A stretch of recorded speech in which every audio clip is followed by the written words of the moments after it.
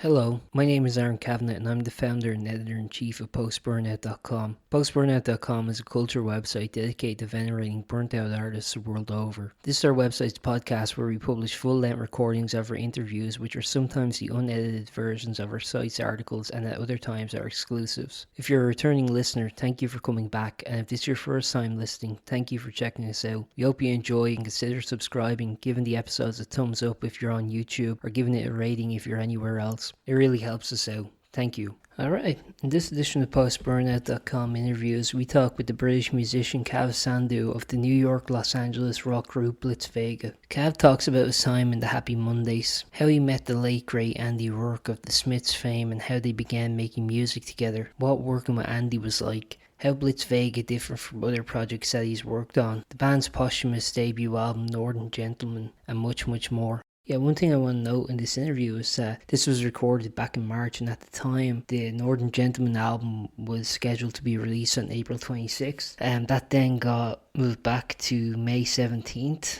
and then it got delayed again to September 25th, which is the current release date schedule at the time that this is being published. I was trying to have this interview come out to coincide with the release of the record, which obviously got pushed back twice since this interview. I didn't want to wait until September to release it. I didn't want to be sitting on this interview that long. So, hopefully it'll come out in September and everyone will be able to enjoy it. But yeah, until then, I hope you enjoy this interview. Hey Aaron, how's it Hey, going? how's it going? It's nice to meet you. How are you? Yeah, I'm good. How are you? Grand man. It's very nice to talk to you. Yeah, let's just jump in, I guess. Yeah, I yeah, want let's to go for it. I want to talk a little bit about your background. I mean, I think it's kind of I think your background is very interesting in terms of I don't know how you kind of like made your name on the scene. Correct me if any of this is wrong. My understanding was you grew up in Leicester, and it was you were in bands in like the early '90s, and it was actually through a DJing gig at the Charlotte that you were kind of able to really start making your name and kind of meeting uh new artists, new interesting acts, and then it was actually through with the Turnmills in London that you were able to even expand that further and kind of integrate. And then obviously through there you met Sean Ryder, that led to the Happy Mondays and so on. I was wondering, is all that kind of accurate? Is am Yeah, I no, sort that's amazing. Yeah, that's pretty spot on. Um, yeah, I sort of started DJing at the Charlotte, playing in bands around 97, I think 96, 97, and then I was actually underage at the time, but I had to lie about my age to actually get yeah. the DJ gig. So I had one of these fake ID cards, so managed to blag that for a bit, and then yeah, and that kind of led me, I suppose, to meet people like Manny from the Stone Roses was the first person. He was in Primal Scream at the time, and he was sort of DJing at the Charlotte one day, and I kind of, we just connected, and he gave me his number, and he said, "Oh, give me a call, if you ever need anything." And I didn't really, so I didn't call him until probably a year later to come and DJ as part of some nights we were doing in Scotland at the time, I think, and then down in London as well. So and Sean Ryder, I met Bez first. So Bez was sort of DJing with me and play well with my band. And then we kind of, I think Sean came and played with us as well. We toured with him. We did this show in Temple Bar in Dublin, and after that, I moved to London. That band split up, and then Sean Ryder became like a bit of a host for my club events in London. So That's really sick. But actually, what's interesting too is the Charlotte as a venue. I mean, that was kind of like sort of a big hub of international acts and domestic acts kind of touring through. Yeah, I mean, what was that kind of like in terms of actually getting to share a stage with some of the acts? Like, was there any gigs from there that you kind of remember as being particularly influential, or what was the kind of music yeah, scene, I guess, where you grew up kind of beyond there? I mean, Leicester was a sort of, I suppose, it was a typical British town, I guess, like a Midlands town. It didn't have, the kind of music scene that places like Manchester and Liverpool had, but there was definitely a real energy for, playing in bands. People were really into grunge, so stuff like Nirvana was, huge, Alice in Chains, bands like that. And then you had obviously Oasis coming through, and that just had such a huge impact on the whole scene. And we had so many rehearsal studios and studios in the city. So when I sort of first started playing in bands, there were so many studios around, and it was really it was quite easy to get into it, and there was so much support there for being in a band, and it was a great time because, I mean, the bands that came through. I mean, I know bands like Oasis played there, but that was a little bit before I could go to venues like the Charlotte. But I remember a gig that really blew me away and probably really influenced me heavily was a band called the Space Monkeys from Okay. Manchester. And they were signed to Tony Wilson's Factory 2 Records. And I remember going to see them. No, we were supporting them. One of my old bands was supporting them.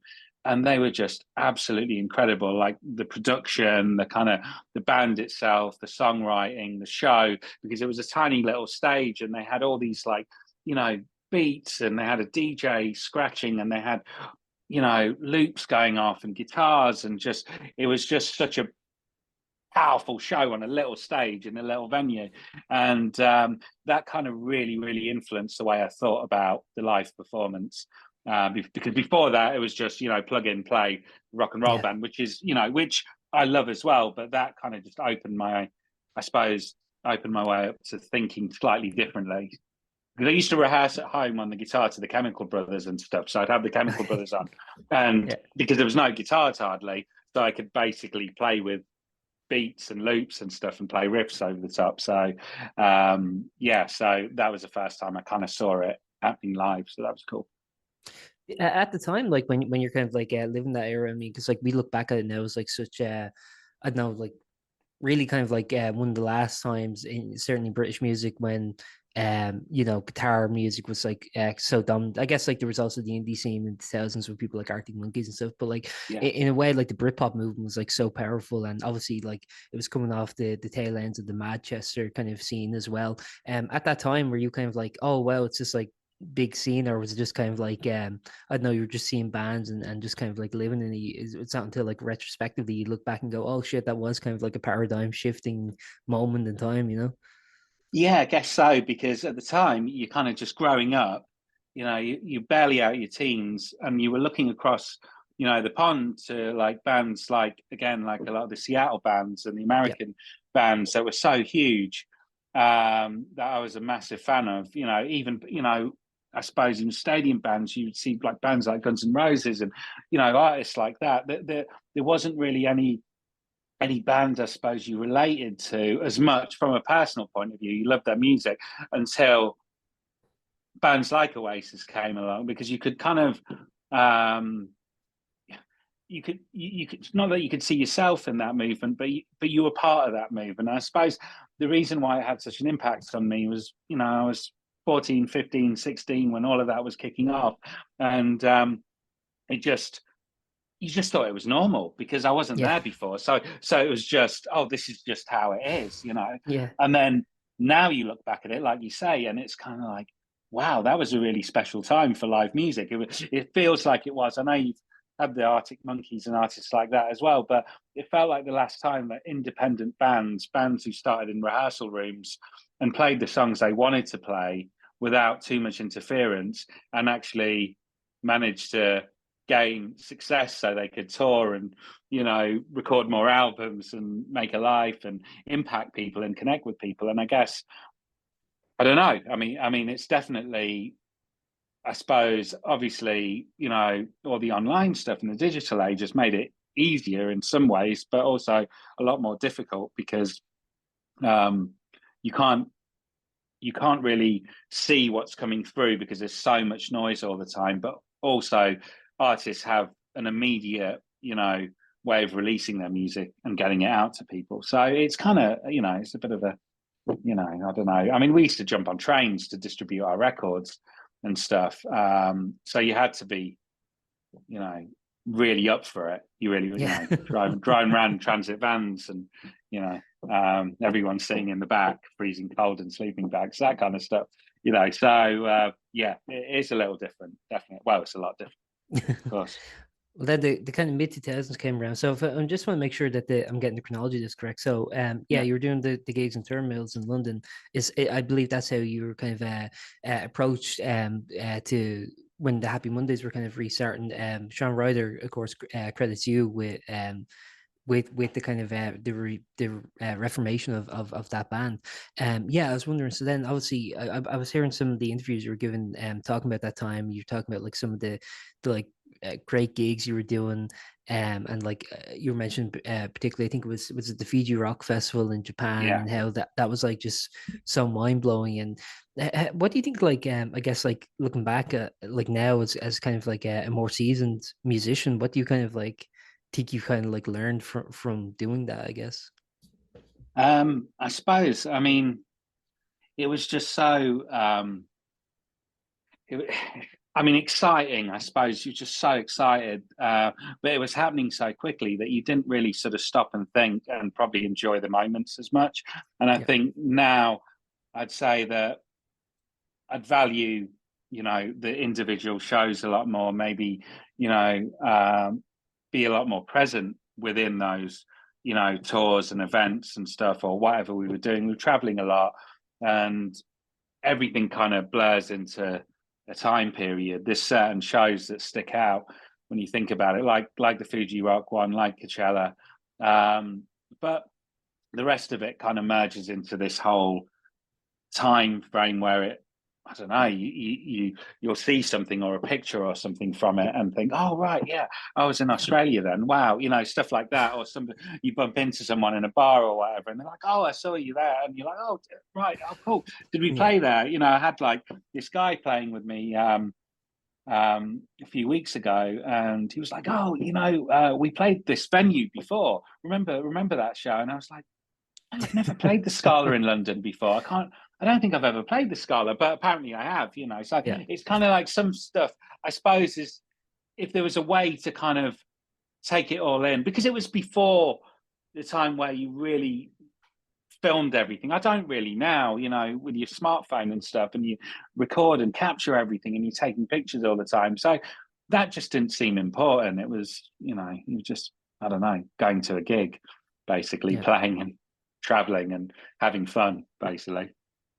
After the Happy Mondays kind of wrapped it up again, I mean, my understanding is saying you moved to the States, if that's correct. And I know Andy was living in Brooklyn at the time, and is that how you met him there, or how did you meet Andy? I met Andy 24 years ago, and I was playing in a band from Leicester. We were up in Manchester, and it was around the time we were talking about. So, a few years after maybe, but Manny from Stone Roses brought him to the gig that we were playing, and he was just really kind and just an amazing guy. We're kids in a band, and there's Andy Rourke from one of the greatest bands of all time, and just say, hey guys, you're great, and stuff like that, and he was just so nice, nice. He was just really nice. And we kind of stayed in touch after that a little bit. So we'd bump into each other a lot. And then when I was doing the nights at Turnmill to Get Loaded stuff, he came over and DJ'd. And then I was playing Coachella with the Mondays in 2007, and he was DJing that year. So we kind of hung out after the show, and I think he'd just been doing stuff with Ian Brown at the time, and he said, "Oh, we should play together. We should do some stuff together at some point." And I was like, "Yeah, yeah, cool. Let's do it. Let's do it." But then that's 2007, so it wasn't until 2016 that we actually started to record together. So I wasn't in the Mondays anymore. He was living in Brooklyn, and I was doing these nights in downtown LA, and he came over to DJ a few times. So we just hang out, and I was like, "Oh, I'm going to the studio next week. If you fancy coming down, come down." And so he was like, "Yeah, yeah, of course." So he just came into the studio, and he was just going to record on one of my songs, and that was going to be it, really. And then we ended up recording 3 or 4 songs. And then at the end of the session, he said, "Oh, we should just start a band." So I was like, Yeah. "Yeah, cool. Let's start a band." And that's kind of how it happened. So nothing was planned. Nothing was sort of. It was just really casual. And even when we started a band, or it wasn't really a band yet, but started recording together, we hadn't even thought about a name or doing gigs or anything. It was literally a studio thing that we were Yeah. really enjoying, which was great.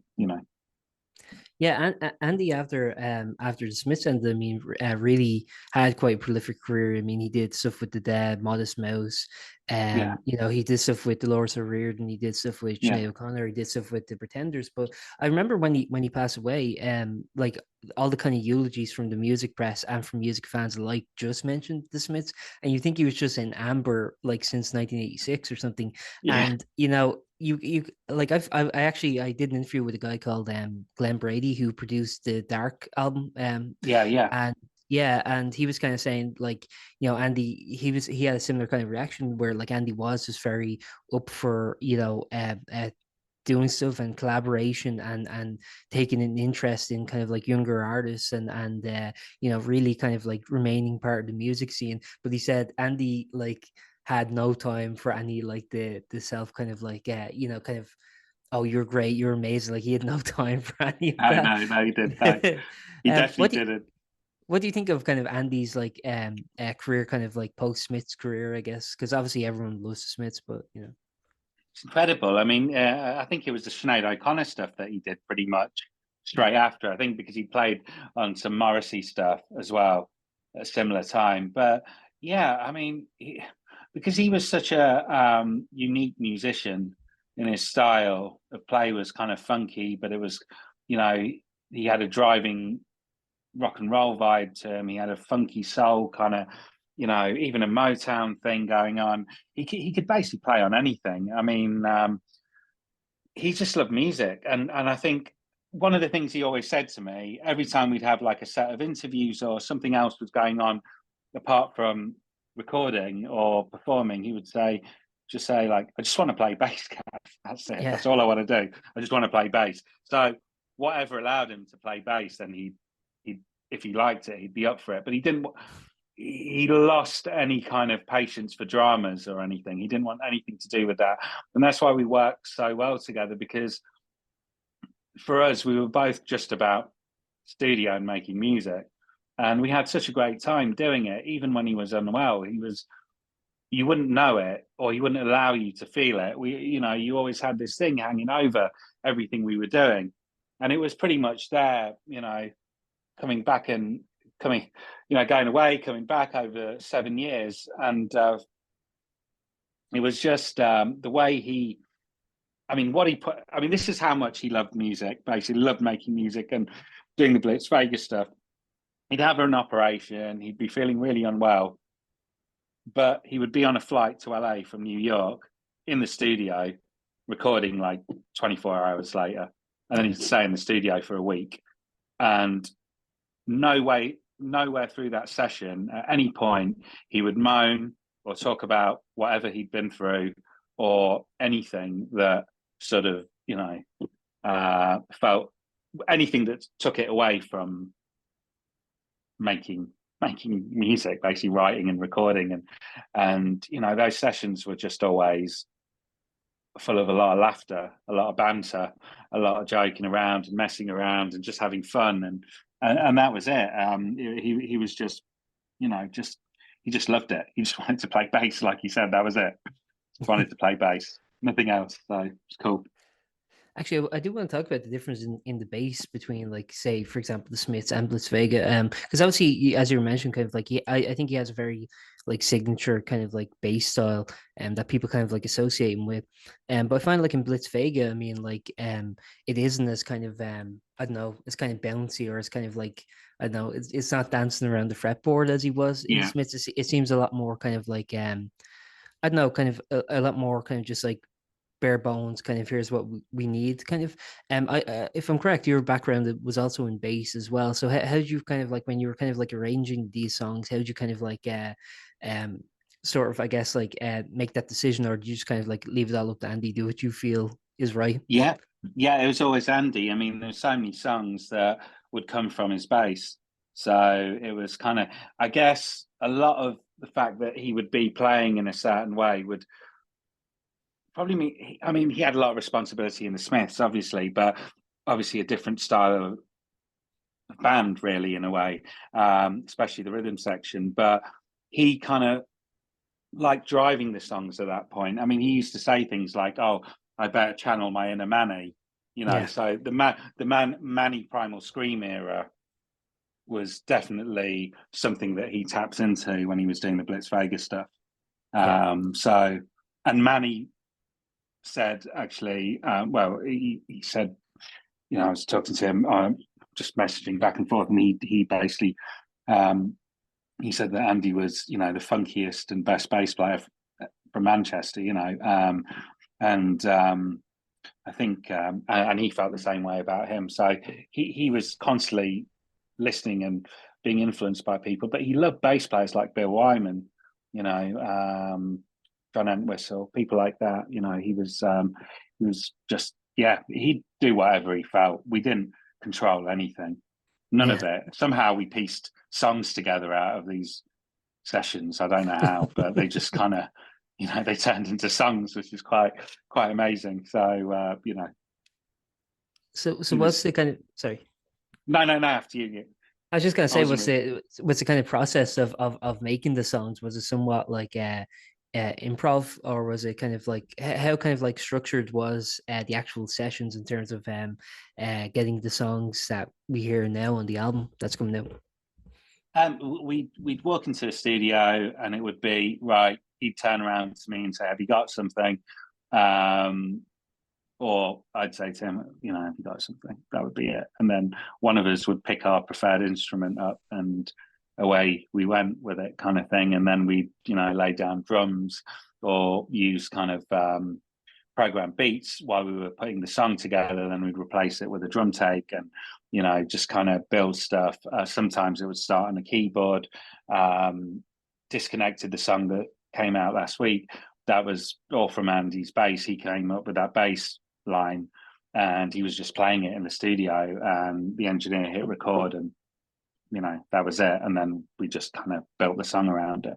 And luckily, the whole band was in the studio pretty much that day, so we could record the instruments as they were meant to be there and then. So yeah, I mean that they were always my favorite sessions, but they were never structured until towards the end of the album when I had to nail my vocal takes, and that's when you would be going into a studio going, right, okay, today we're doing vocals. You know, I need to do my vocals, and but the music side of it just, you know, it was just happened. You know, just there's no plans at all. We didn't even know if it'd ever be released. You know, it was just kind of at first we were honestly just feeling so so the chains had been taken off. You know, you just felt so, I suppose, really, maybe it's a bit of a cliche, but it was kind of like we felt free and creative all the time, and that as a musician, that's a great feeling. Yeah. Suddenly, when you work that out, you know, the fact that it's wow, that just playing and kind of vibing and just getting stuff down and going, oh, that's cool. We should use that. Cool. All right, let's make a song. Cool. And you know, sometimes he'd pick the guitar up. I mean, I was going through the album and realizing, oh, he's singing backing vocals on this track, or he's doing he's playing the guitar. Oh, there's a tiny bit where he's playing guitar and I'm playing bass. You know, we've kind of like, but that's just how it was. It was just, and then we realized, oh, actually, we could maybe play a few gigs.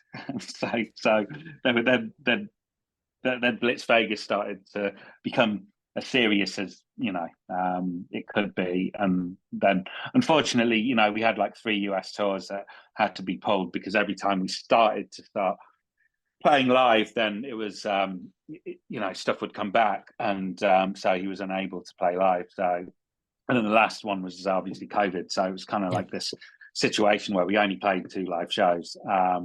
But that was still the main focus. Was great. Okay, we've got this album. Let's keep on recording and then get through COVID, and then we can, take it on tour. And that's all he wanted to do. And that's the thing, going back to the fact that he just wanted to play bass. He wanted to tour, play bass, record music, and just be totally happy in that kind of world. And spend time at home with his wife in Brooklyn, and and just that was it. He was quite a humble, simple guy when it came to what he wanted from life, really. And great guy to be around.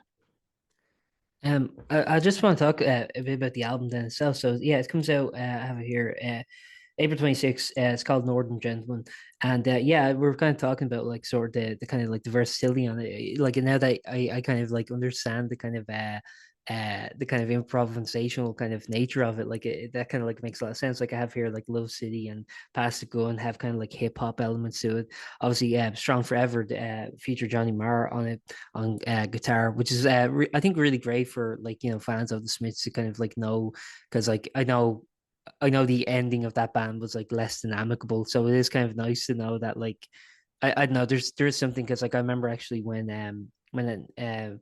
when Andy passed, yeah, there was like a really nice eulogy written about him in, I think it was Mojo magazine, by the drummer Smith. So I remember. Yeah. So it is kind of nice, I think, to have to know that there was still like, I don't know, that kind of connection there too. And the album, yeah, it's really great. It's coming out soon. Obviously, I mean, it's been a while in the making. I think like actually before even COVID hit, there was kind of talks about releasing it relatively soon. Obviously, as you were mentioning, stuff kind of gets delayed. How do you feel now that it's like finally kind of coming out, and this is kind of like, I guess, the legacy of the project itself, Yeah, no, it feels good to finally get it out, and let it out into the world. Really, I mean that's what Andy wanted. So he made me promise him that that's what would happen. So that's the only thing we were kind of focused on, to just make sure that it finally comes out. It was I suppose it is a bit of a bittersweet, because you really wanted him to be part of that whole journey and seeing it out there, because I know it was so important to him. But also, I suppose the album we would have released before COVID wasn't the album that we're releasing now.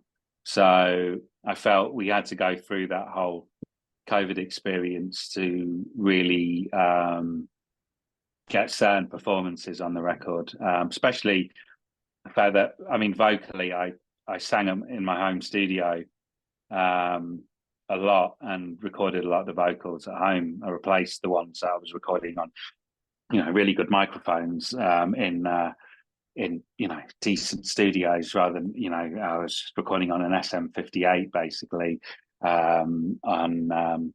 I think I'd read somewhere that Bono used an SM58 to record his vocals. So I thought, oh, if it's good enough for Bono, then it's good enough for me. So I basically used this microphone, and actually it seemed like the perfect microphone for my style of voice. So I was able to sort of deliver the vocals in a different way, in a dark room on my own, and I felt it captured the emotion a little bit more than being distracted in the studio with other people there. So, and one final thing I wanted to ask before I let you go is just Northern Gentleman, the album title. I mean, was that always going to be the title for the record, or was that kind of just kind of a tribute to Andy after the fact?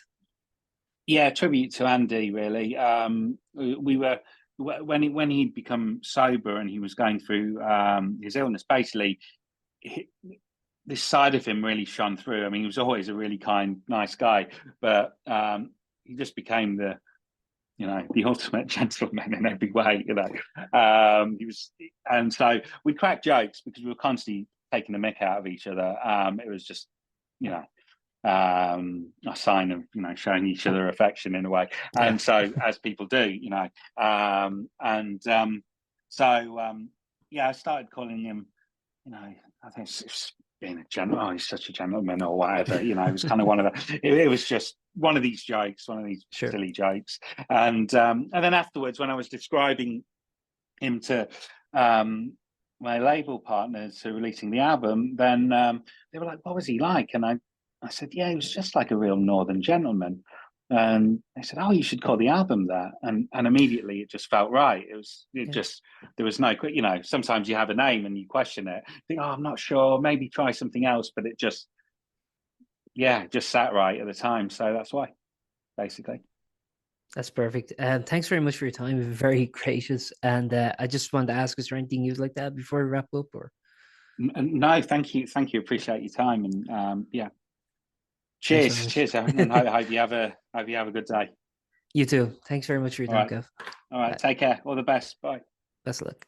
Thank you for listening to that episode of Post-Burnout.com interviews. If you liked it, please subscribe and stick around because we have plenty more like this coming soon.